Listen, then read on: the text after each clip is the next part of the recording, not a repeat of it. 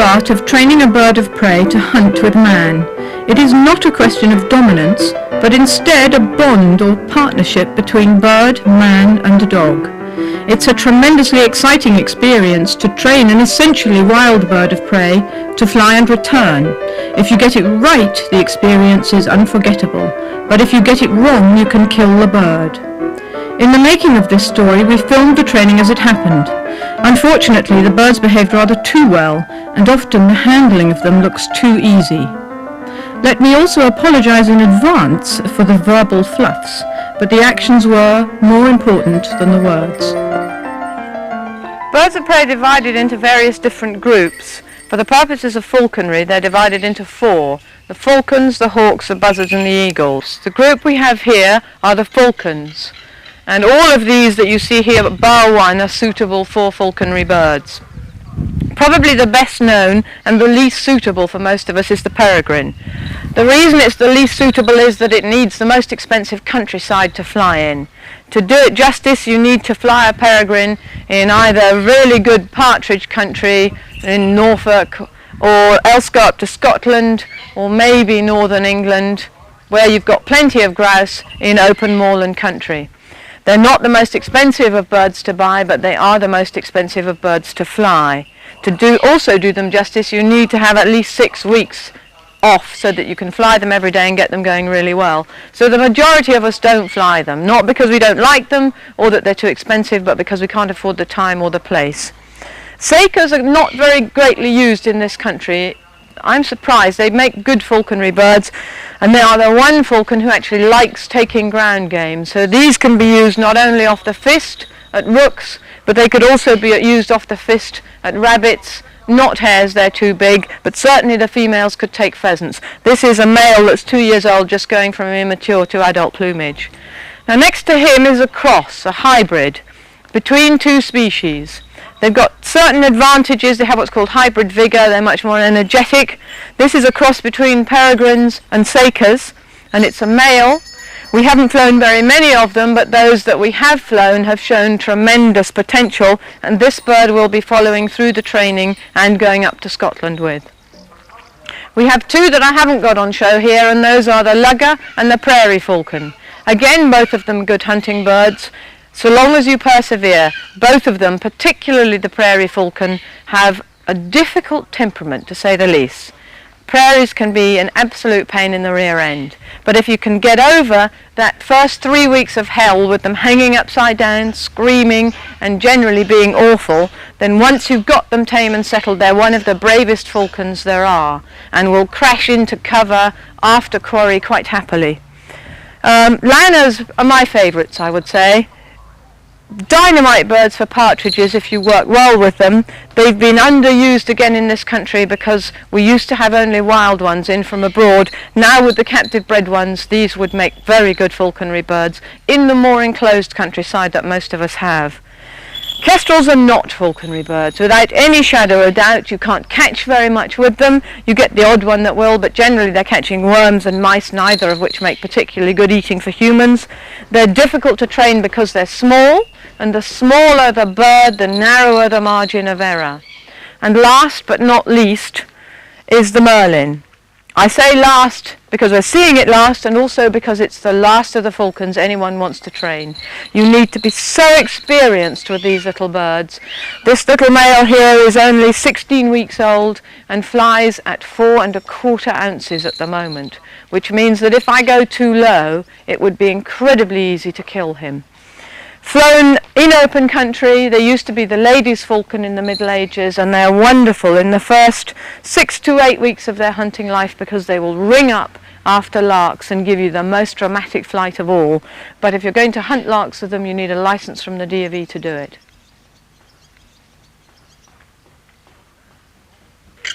These are the buzzards. You'll notice that these birds are sitting on different perches from the falcons. The falcons sit on blocks which have a curved top which simulates the sort of rock or cliff that they would be sitting on in the wild.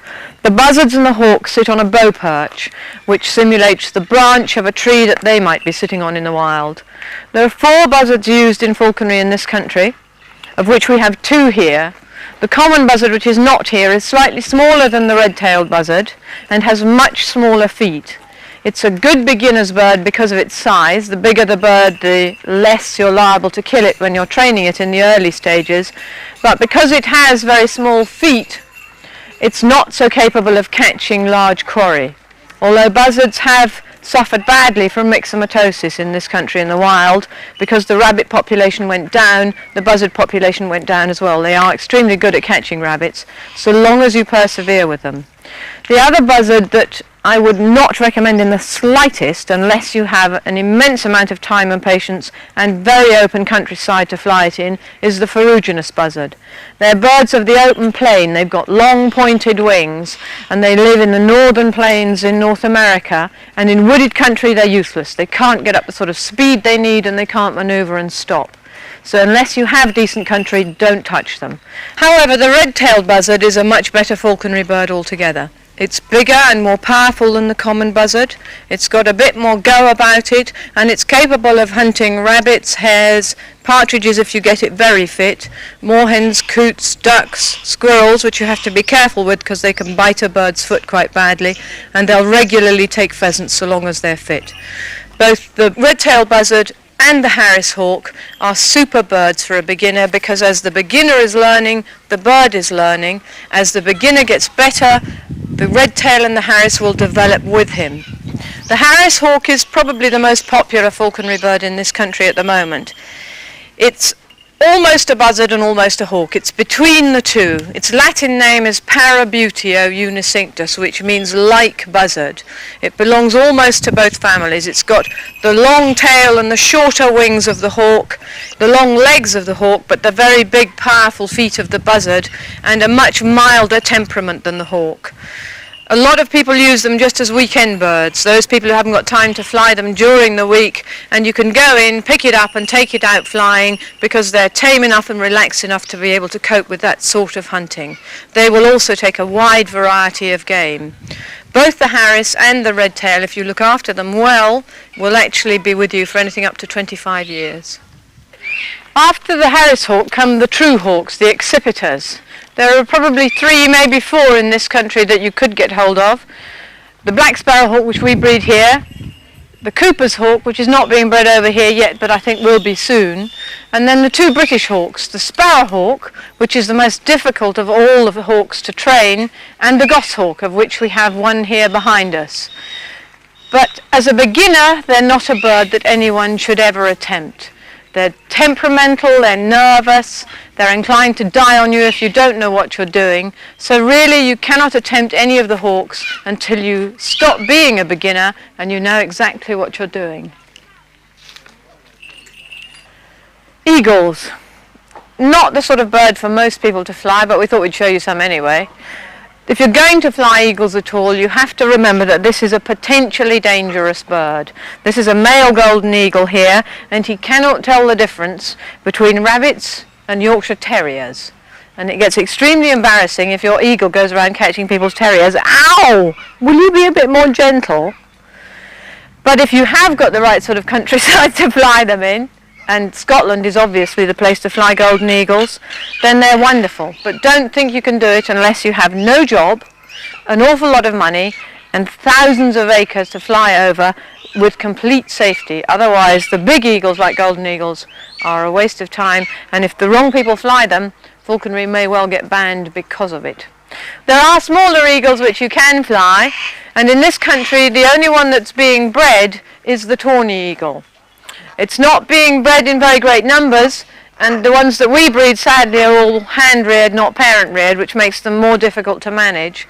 This is a female tawny eagle of the Indian variety, and her name is Alex, and these are capable of taking roughly the same sort of quarry that a golden's going to take if you're hunting with it. They'll take hares, they'll take rabbits, they would probably take pheasants as well, although most of the eagles need space. But you don't need quite so much space with these eagles as you do with the goldens or the big eagles.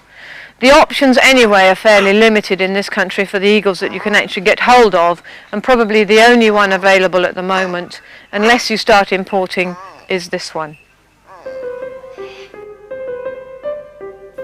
If If you were going to take up keeping a horse, you would get somewhere to keep it and food and saddlery before getting it. The same applies when taking up falconry. Good quarters are essential, as is a food supply and a vet, and without permission to hunt over at least 1,000 acres of land, serious hunting is just not possible. As all birds of prey are protected by law in Britain, the legal position should be understood by anyone wanting to own one. The guys to ask are the Department of the Environment and the best of British luck. Travelling birds is not normally a problem except in very hot summers, when it is best to avoid the heat of the day. Always travel untrained birds in a large, strong, carpeted box.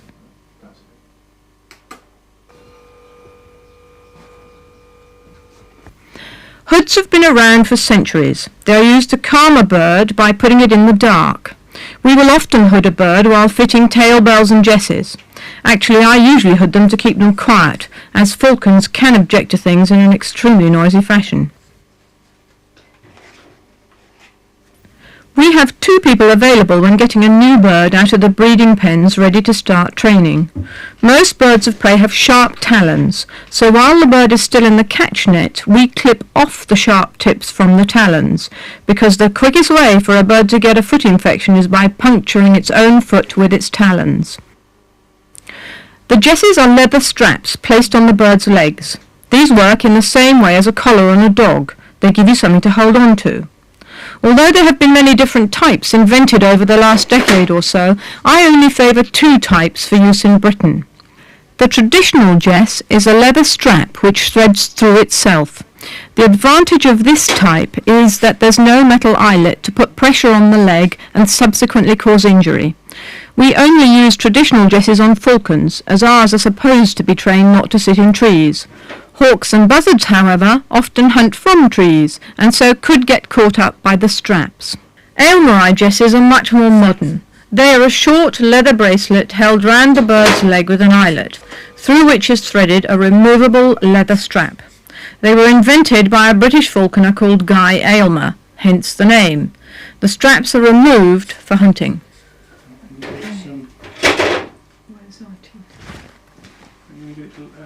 Foot off my hand.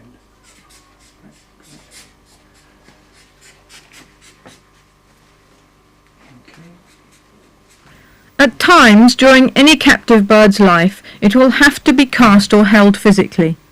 It is all too easy to damage the vital flight feathers, and so we wrap a bird up while holding it. Notice how we always try to avoid self-inflicted injury with those powerful feet by using a cushion for the bird to hold on to. Also notice that although this is an unhandled bird, it really doesn't seem too worried by what is happening to it. The trick is to be confident in the handling, which will transmit to the bird.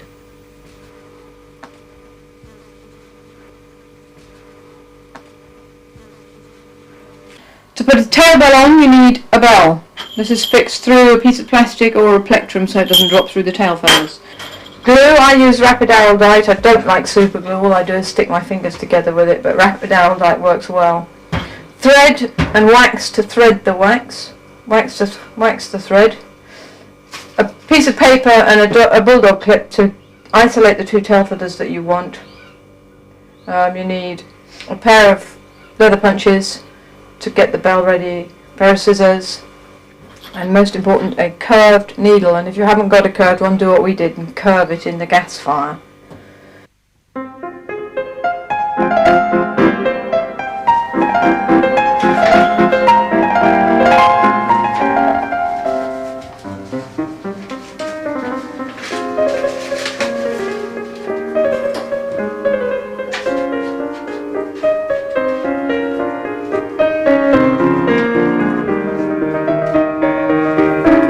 The whole point of a bell is to help locate a bird should it be out of sight on a kill or have decided to go AWOL. I can never understand why people ask me why a bird wears a bell, as I would have thought it was blatantly obvious, but I could be wrong. There are 3 ways of attaching the bell, all of them totally painless, although I'm none too sure about the actual use of neck bells. The most common way is to place the bell on the leg with a leather strap, called a Buet strap. It should always be above the jess and below any ring. I much prefer the tail bell. This is glued and tied to the centre two tail feathers as is being demonstrated. There are more modern ways of doing it, such as cable ties, but being somewhat old-fashioned, I prefer the old method as I know there is nothing there which can hurt the bird. Tail bells ring louder, last longer, leave legs freer, and can be heard from further away.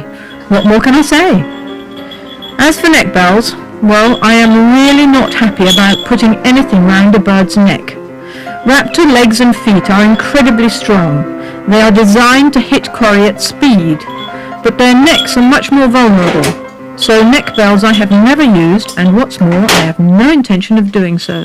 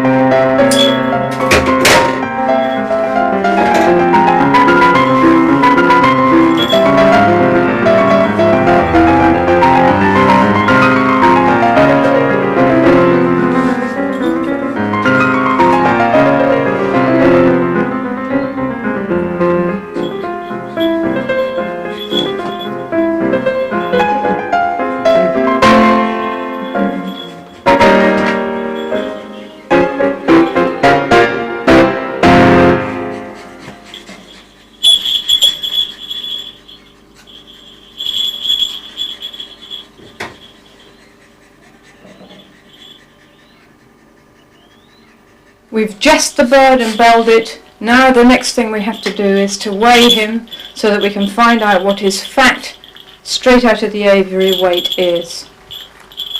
Take off the leash. We don't want to know the weight of the leash. Then gently lift him so that the tail goes over the back of the perch, and put one foot up onto the scales. Pressing the back of the leg against the scales, he should lift the other foot on. And make sure that no part of his wings are touching anything else on the scales. You must get a true reading. And this bird weighs 1 pound 10 1/4 ounces straight out of the aviary. Take the jesses with the bare hand, bring up the glove, slide it up the jesses, and just lift him, easing his talons gently off the scales. You can see he's pretty upset by the whole thing, but it is only the first day he's ever been handled since he was 2 weeks old. Now what I've done here is I've put the jesses into safety position. This is the most important thing to remember whenever you have a bird on the fist. Whenever you pick it up or put it down, put the jesses into safety position between the fingers so that if it moves, the swivel comes up against the fingers and it cannot get loose. And now what we'll do is take him outside, put him on the grass and let him settle.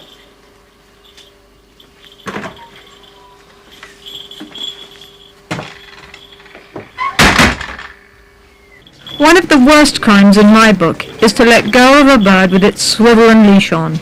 Its chances of survival are very slim trailing equipment, which will undoubtedly catch up somewhere. That is why when we return a bird to its perch, it remains on the fist and the knot is tied one-handed. If the hawk is sitting on the perch while being tethered, it is not under control and could get loose.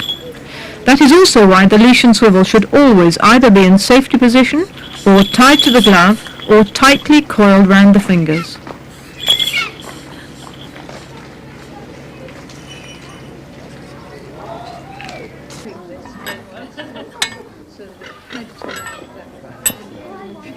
Knots are not my forte.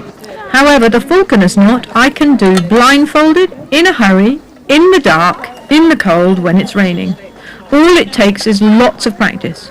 It's best to practice holding a full glass of water in the gloved hand.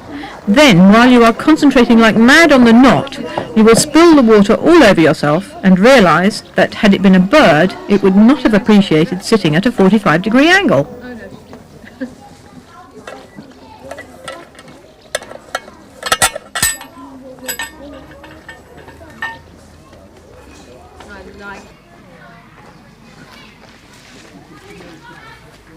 Untrained birds don't like being picked up, so to avoid excess stress and feather damage, they must be picked up quickly and held away from anything that their feathers might hit. The leash must be secured before attempting to get the bird to sit up. Tying the leash to the glove is a good idea for beginners. As the bird gets tamer, it will learn to jump to the fist from the perch for a reward.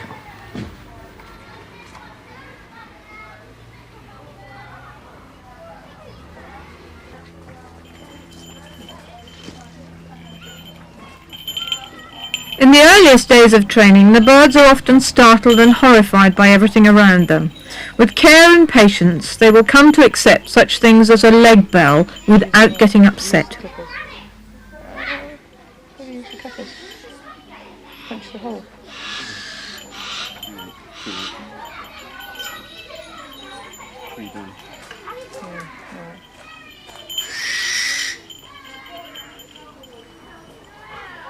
Take it off.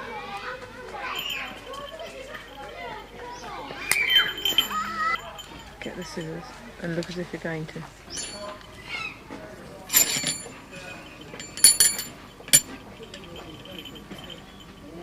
Oddly enough, returning an untrained bird to its perch is actually more difficult than picking it up.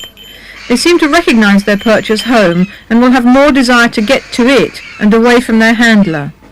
This is why it's best to move well away from the perch area during all training sessions.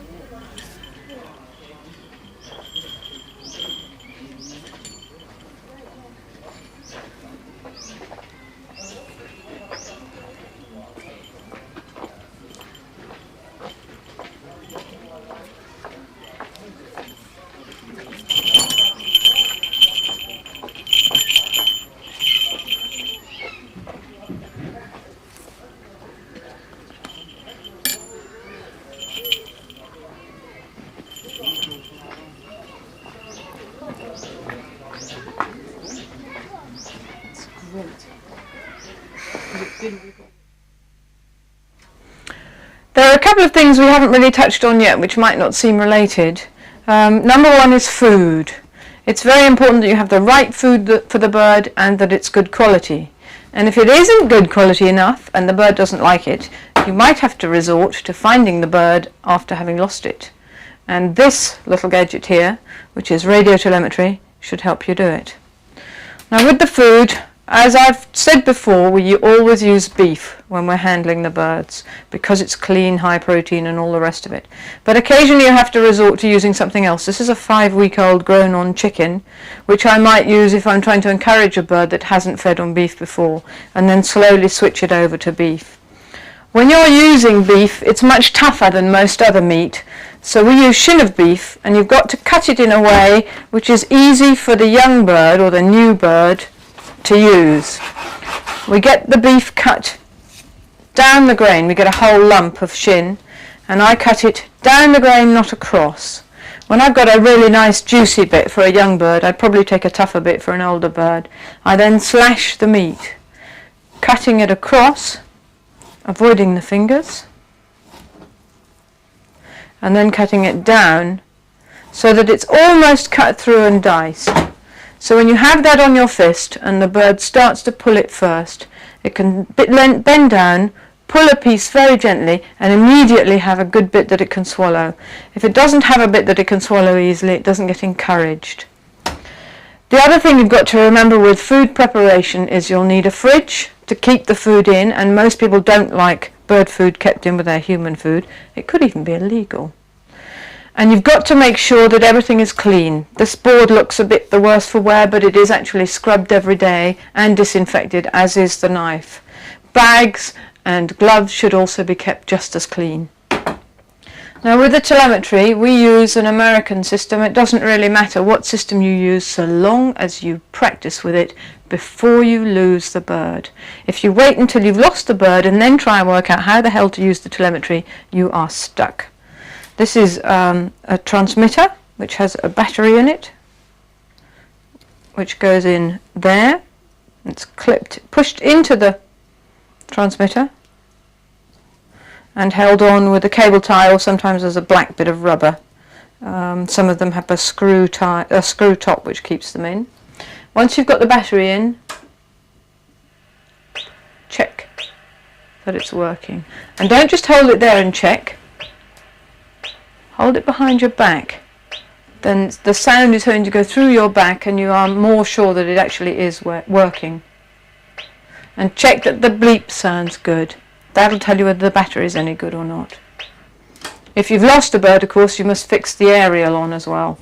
We attach the telemetry to the bird using another cable tie which goes through the top, and we then put it onto the bird's leg normally while we're doing the weighing.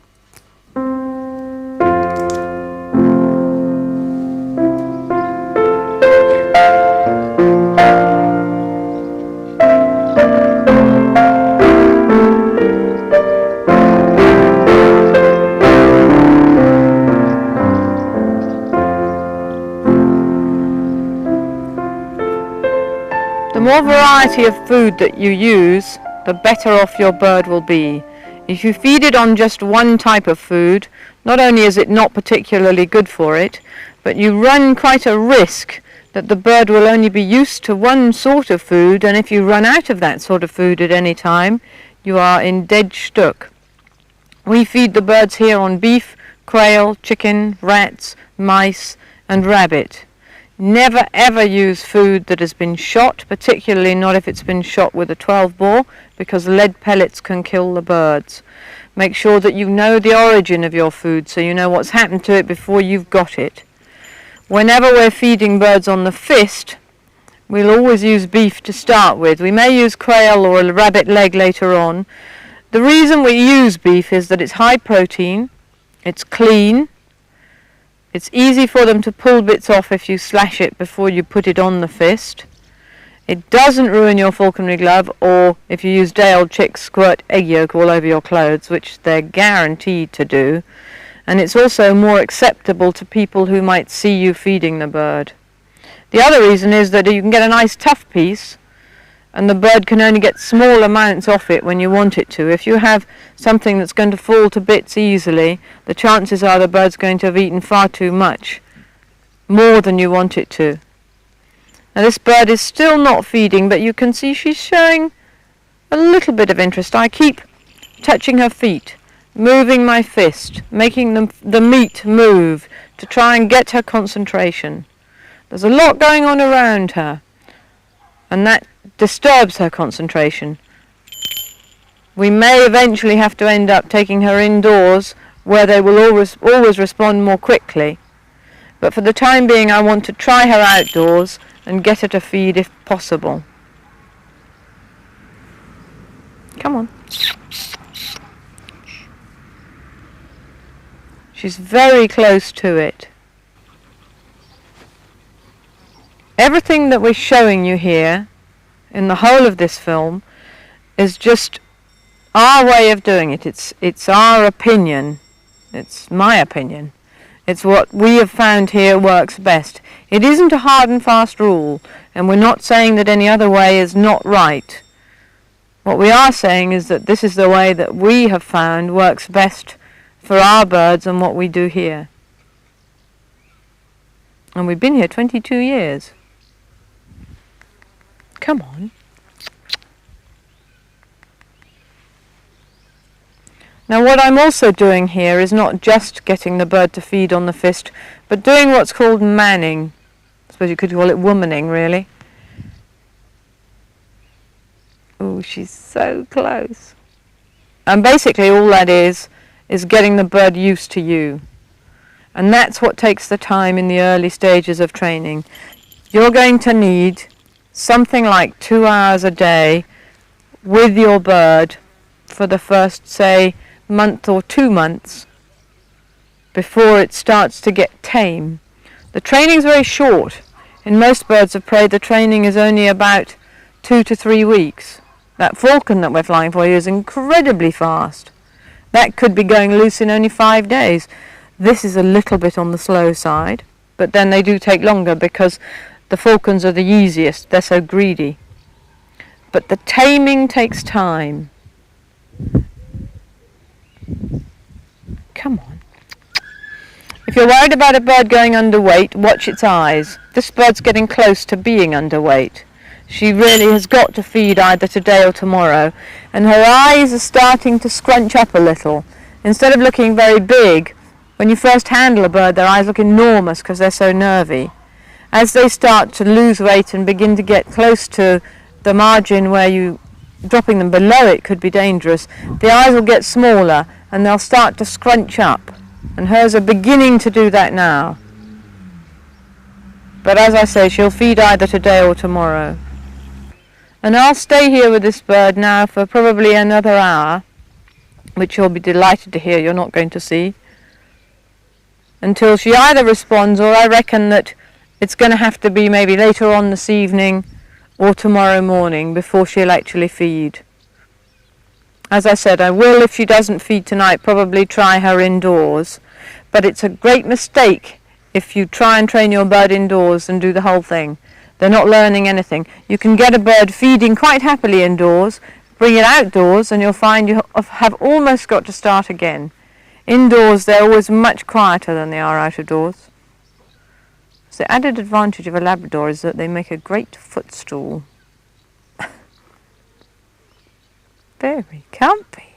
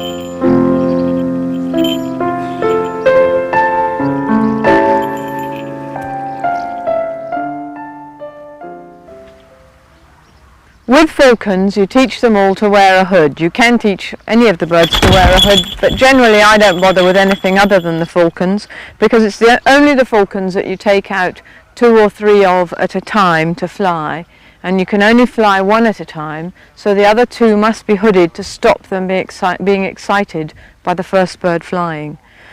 This is a Saker cross peregrine, and Saker cross peregrines are extremely difficult to teach to hood anyway.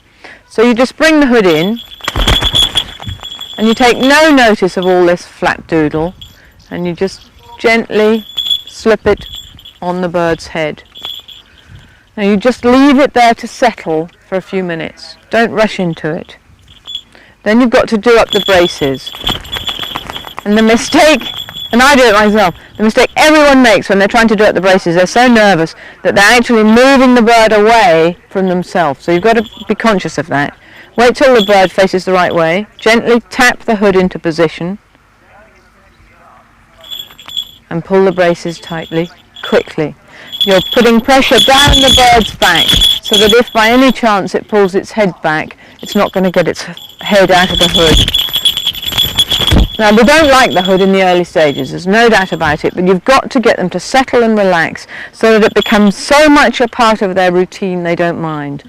To take the hood off, you undo the braces once the bird's settled, but you don't remove the hood straight away. Leave it on there for a few seconds.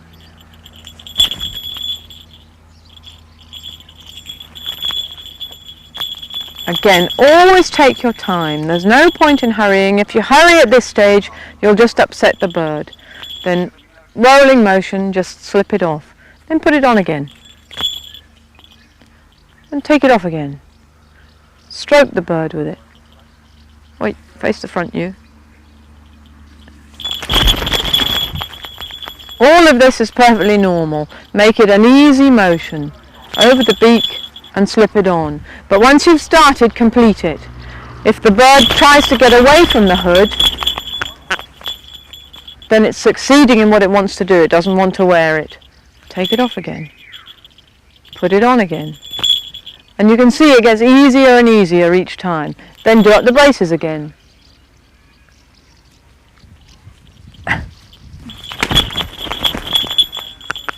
Just take your time. Now once you've done this a few times, the bird will slowly get used to it and relax in it. And you've got to leave that hood on for a period of time so it does get used to it. I don't like leaving birds hooded unattended. I think it's dangerous. The bird can come off a perch, it can get tangled up. Nor do I like leaving birds hooded for hours at a time. I think it's very unfair on them. Sometimes it's necessary when you're travelling, but then when you're travelling you will be with the bird. The one thing you have got to be careful of with hoods, two things. Number one, if you're travelling, they can be sick. And if they are sick with the hood and the food can't get out, they can actually choke to death, and it has happened. The other thing that can happen is if you've got 2 or 3 birds hooded close by and one gets unbalanced and flicks its wing out, that can disturb the bird next door to it, who can lash out and grab hold of the accompanying bird's wing, which is why you should never at any time leave more than one bird hooded on its own. Last night this falcon fed on the fist for the first time. We're now going to see if he will jump to the fist. To do that we've got to make sure that he's secure, so I'm going to tie the leash to the glove so that if anything disastrous happens he can't go anywhere, or if he does go anywhere he's going to be taking a glove with him. Using the same falconer's knot, which is quite difficult to tie onto a glove, just secure him to the straps. Take off the hood, because they can't see where they're going otherwise. And you'll see when I take off the hood I undo the braces, or strike the braces first, but don't remove the hood immediately. Leave it there and then take it off, so that the bird doesn't get into the habit of pulling back immediately you undo the braces. Put the hood somewhere, usually on the ground, and in my bag I have a rather delicious piece of meat, which we're going to give him a tiny bit of. Yes. Then we're going to put him on the perch.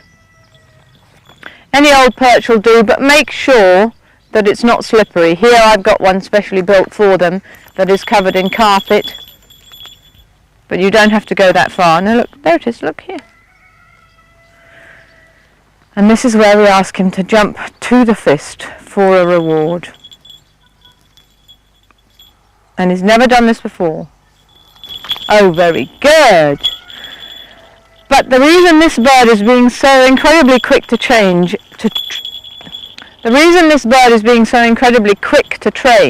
is that I have not handled him for 2 weeks, but he's been tethered for 2 weeks.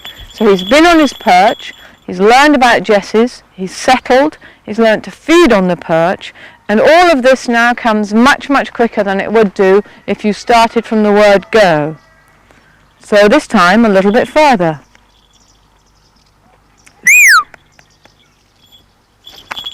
And again, a very quick reaction. I whistled because the whistle is going to be part of his life. He's got to understand that the whistle means I want him to come, and so you start using the whistle right from the word go. When I put him back on the perch, you'll see I make sure his tail is over the back, and I drop, and you've got your talons all twisted, I drop my hand below the perch, and he will then step back naturally onto the higher perch. Now we're going to try that once more.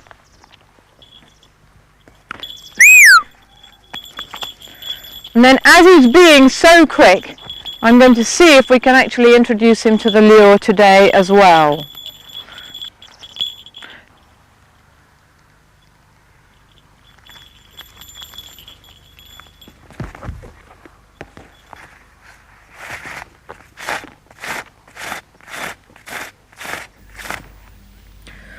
Although training birds of prey is surprisingly quick, they do have to be under control until they know the job and can be flown loose. So a training line is used. It is called a creance, which I'm told has something to do with string in French. It should be braided terylene or nylon so that it is strong enough not to break and thick enough not to cut the bird. The lure is used to lure the bird back. Surprise, surprise. A lure can be used for any of the family groups of raptors, but is most commonly used with the falcons. It is important not to ask a bird to come too far at first, but also not to put the lure too close, or the bird won't have the confidence to drop at a very steep angle. Without doubt, making in to the bird on the lure and picking up is one of the most important parts of the training. If you hurry the bird, it will end up carrying, and if it does this with its kills, which are not on the end of a line, one tends to look very silly. So, patience is of the essence. A slow, low approach, with food offered as a fair exchange, is the key to the whole thing.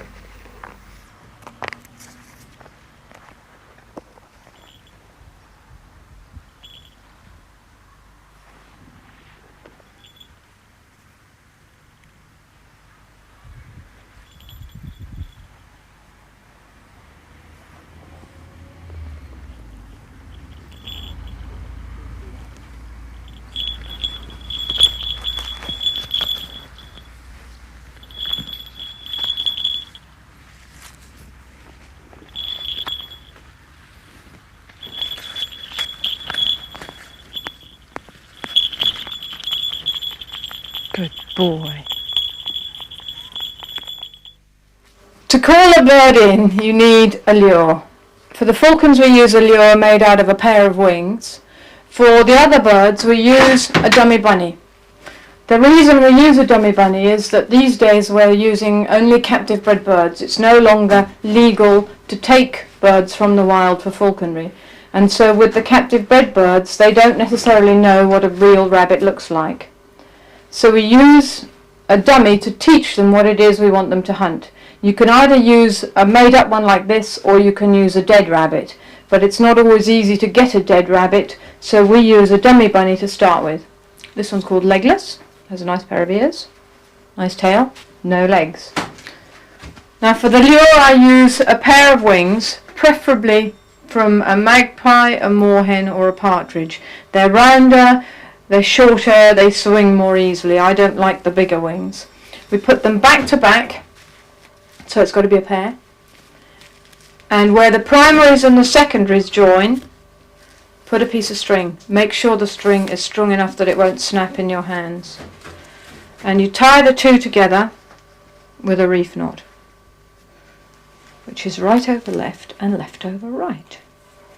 You then get a piece of meat, and the size piece of meat will depend entirely on how heavy you want the lure. And you cut a nick in the side of the piece of the meat so that it will fit nicely with the string. The string goes on, yet another reef knot, tied tightly. The joy of making up a lure every day is that it means it's checked every day. The trouble with a lure that is a dummy one made of leather is that it doesn't always get checked each day and the line can snap. You then put the string through the swivel on the end of the lure, tie another reef knot on the side so that it doesn't catch on the swivel, and your lure is then made up, ready to go, looking deliciously appetizing. With a dummy bunny, it's much the same thing. Use a much smaller piece of meat because you want the bird to eat the whole piece of meat on the rabbit. Get another piece of string, tie it round the rabbit, usually towards the head end, to try and encourage the bird to go towards the head, and in that way when it comes to hunting it's less likely to get kicked off. Reef knot number 4, piece of meat onto the knot, tied on good and securely. Not quite so vital if it comes off the rabbit. You look very silly if your piece of meat comes off your lure. And then your rabbit is ready to go. You bung them both in your falconry bag and away you go.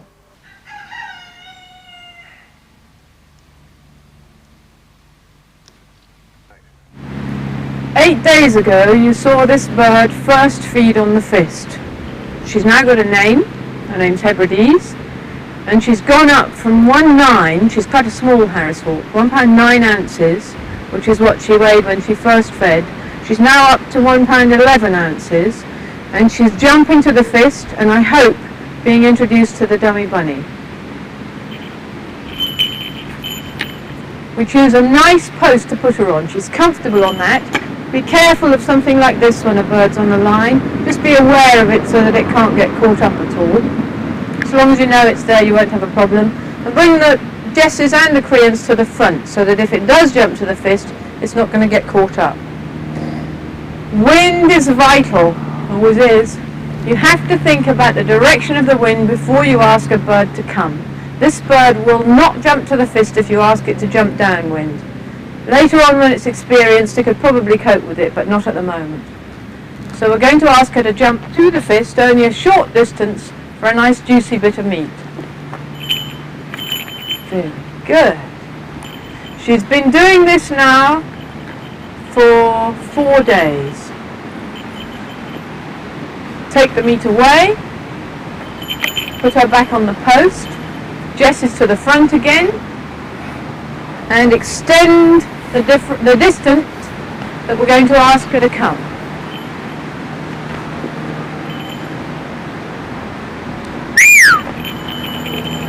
Very good.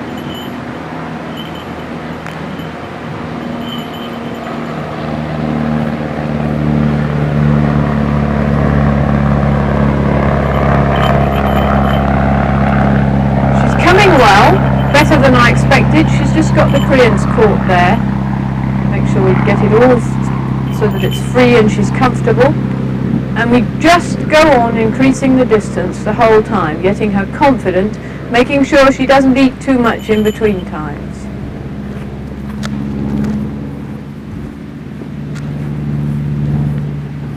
Sometimes if you increase the distance too far, what happens is that the bird gets excited that it's in the air and it may go over the top of the fist.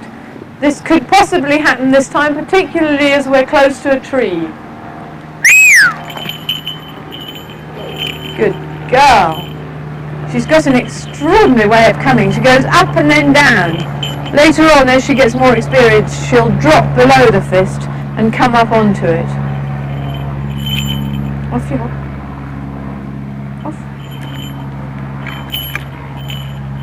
You'll see sometimes I put her onto the post backwards, sometimes forwards. It doesn't make any difference. So long as you drop your hand below whatever you're asking them to go onto, they will always go to the higher perch. There's got to be a joke there somewhere. Now we'll try her one last time, just a little bit further.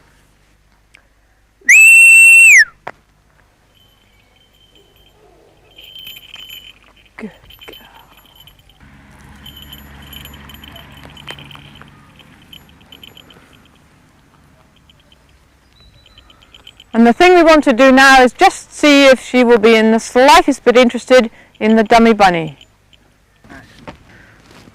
Now we're going to introduce her to Legless. What I'm going to do is take him out of the bag, throw him gently on the ground in front of her and see if she'll catch him. If she doesn't, I'll give it a twitch just to attract her attention.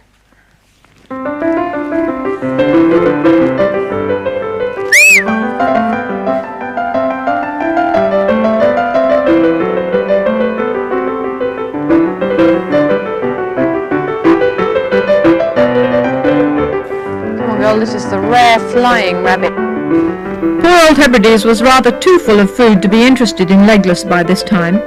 In fact, she was decidedly apprehensive, but this is common with many buzzards and eagles.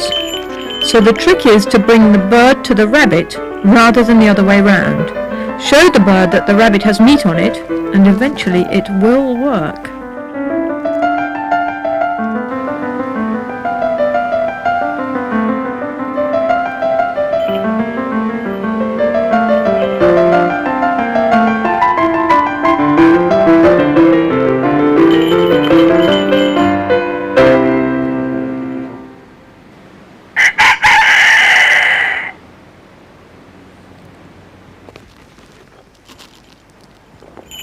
Good girl. The weighing machine is the most important bit of equipment that you will have. This is what tells you how the bird is, what's happening, what its health is like, and what its flying weight is. So have an accurate pair. Most people have an old pair of balance scales with weights on one end and a perch on the other. Make sure your weights are government stamped. If you're using an old kitchen scales, the old spring balance, don't bother, throw it away. I've known them kill birds because they're inaccurate. And even with these scales, we check them on a regular basis to make sure they're still reading accurately. Now this bird weighs 1 pound 8 ounces. This is the bird we've been training right the way through.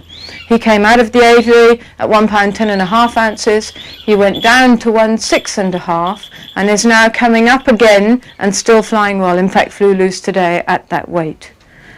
To make sure we know where the weights are going, we chart them down. You can either put them on a blackboard as we do with the bird's name, its flying weight and a week's weights down under the days of the week, or you can have a book, and in the book you can not only put the weight of the bird, but you can also put the sort of things that it does, whether it behaved, whether it hung upside down, who it bit that day, and when it comes to hunting, what it caught and where it caught it. And it's great fun to look back on it afterwards. But don't forget, whichever way you go, the weight of the bird is absolutely vital. We're now a week into the training of this falcon and he is actually going loose. But what we're going to do is show you some of the earlier stages, so we're going to go back a little bit. And I'm also going to show you a little trick that I have got for myself, which is with the leash and swivel, when you take it off, usually people shove it in their pocket. If they're using, sit still, if they're using a jacket rather than a bag, they might put it into a pocket there, and it's very easy to lose it. If you take the swivel off, slide it onto the leash, fold the leash in half once and then again, and put it onto the strap of your falconry bag, then at no time can you ever lose it. The only danger is you might get it caught in the horn of a charging bull, but that doesn't happen very often.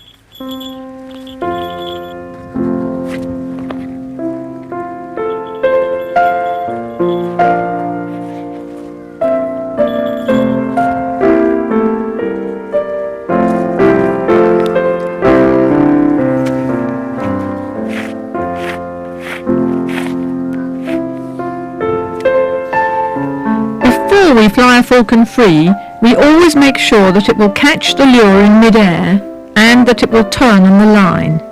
The catch is important. If you have to use the lure when hunting, the grass is unlikely to be mown and the lure will disappear from the bird's sight if it falls in long grass or heather. The turn is also important, although it is very unlikely that a bird won't turn, particularly if it has been taught to catch first.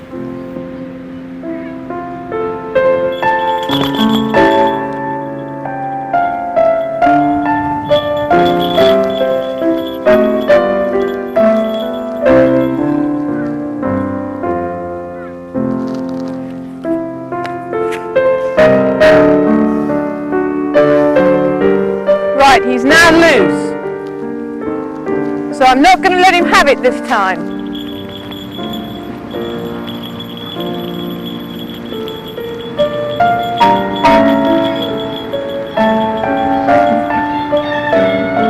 But I am going to let him have it this time. Oh!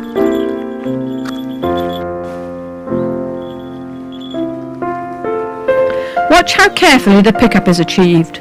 Slow and low are the watchwords throughout the bird's life. Once a bird is flying free, the quicker it is shown quarry, the better. We give them a couple of days free flying to build confidence, and then off we go.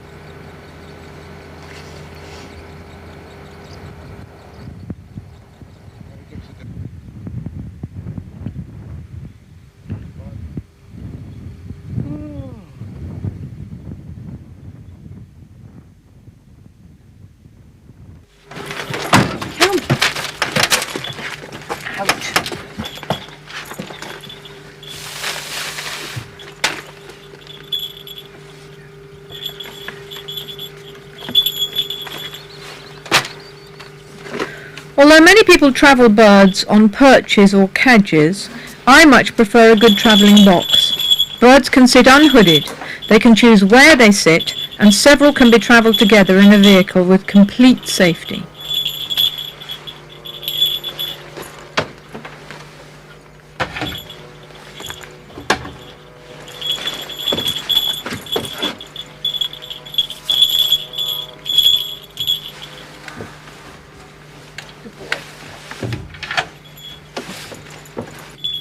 Trying to film a young falcon catching its first grouse just shows how very difficult entering falcons is. It was really very unfair of us to expect a young bird to do anything in 2 days, and we knew that from the outset. But we felt that we should try, for the sake of the film, to give anyone watching a tiny taste of fast net flying in true hunting country. Needless to say, he caught nothing, and was really at a loss as to what to do. However, had he been given more time, he would have succeeded.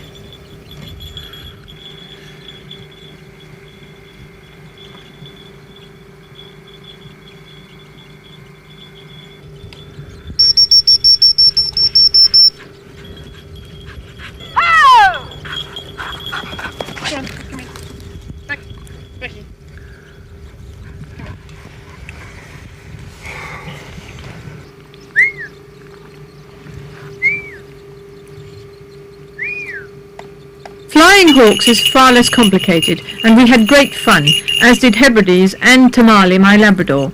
At one point we caught a very dead rabbit that a stoat had killed. But again, because we were concentrating on filming rather than hunting, we didn't catch a live bunny. Still, it was close, and without the film crew, one bunny would have met its Waterloo, that's for sure.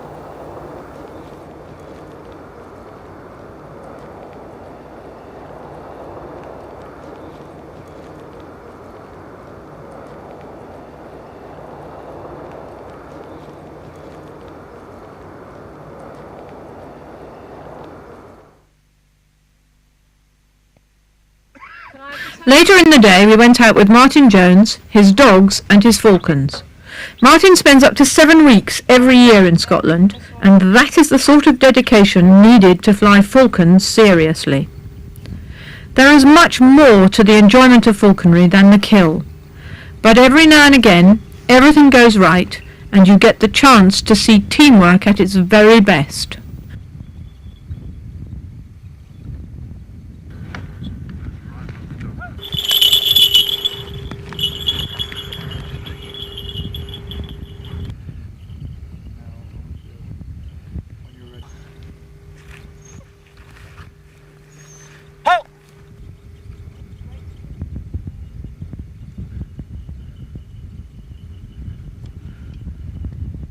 All right, get him up, Becky! Ho!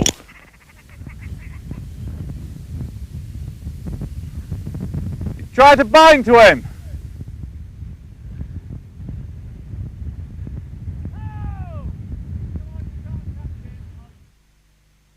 Oh, Becky. Well, there it is. Should anyone seriously want to take up falconry, the subject must be learnt before getting the bird, and I advise a good course. What should never be forgotten is that not only is there a long-term responsibility for a living creature's life, but also its quality of life.